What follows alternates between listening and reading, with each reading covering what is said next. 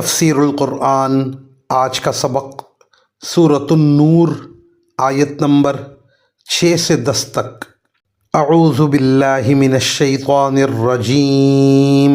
بسم اللہ الرحمن الرحیم۔ والذین یرمون ازواجہم ولم یکن لہم شہداء الا انفسہم فشہادت احدہم اربع شہادات باللہ انہ لمن الصادقین، والخامسۃ ان لعنۃ اللہ علیہ ان کان من الکاذبین، ویدرأ عنہا العذاب ان تشہد اربع شہادات باللہ انہ لمن الکاذبین، والخامسۃ ان غضب اللہ علیہا ان کان من الصادقین، ولولا فضل اللہ علیکم ورحمتہ وان اللہ تواب حکیم۔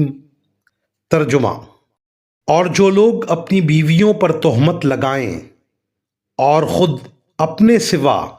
ان کے پاس کوئی اور گواہ نہ ہو تو ایسے کسی شخص کو جو گواہی دینی ہوگی وہ یہ ہے کہ وہ 4 مرتبہ اللہ کی قسم کھا کر یہ بیان دے کہ وہ بیوی پر لگائے ہوئے الزام میں یقیناً سچا ہے، اور 5ویں مرتبہ یہ کہے کہ اگر میں اپنے الزام میں جھوٹا ہوں تو مجھ پر اللہ کی لعنت ہو۔ اور عورت سے زنا کی سزا دور کرنے کا راستہ یہ ہے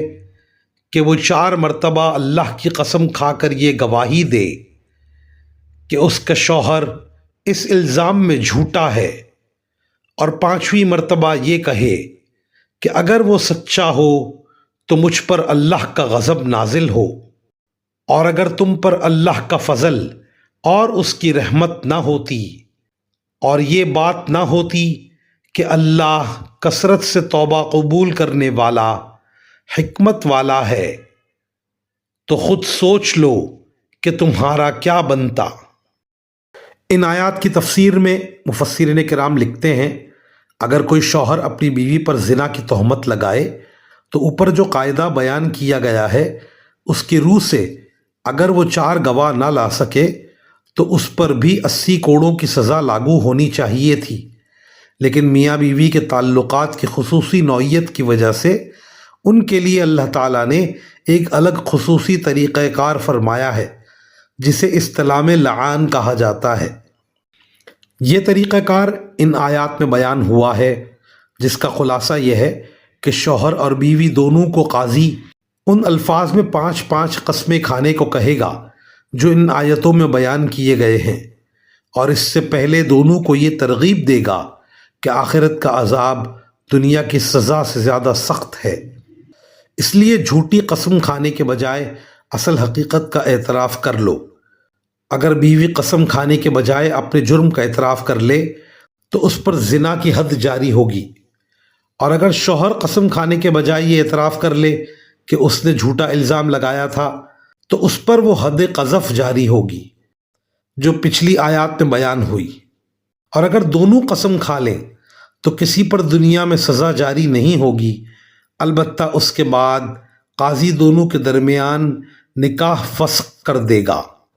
اور اگر کوئی بچہ پیدا ہوا اور شوہر اسے اپنا بچہ ماننے سے انکار کرے تو وہ صرف ماں کی طرف منسوب ہوگا۔ لعان کا جو طریقہ کار مقرر کیا گیا ہے وہ اللہ تعالیٰ کا خاص فضل ہے، ورنہ اگر میاں بیوی کے درمیان بھی وہی قاعدہ جاری ہوتا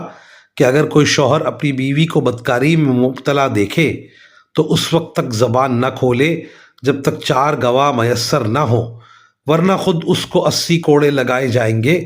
تو سخت دشواری کا سامنا ہوتا۔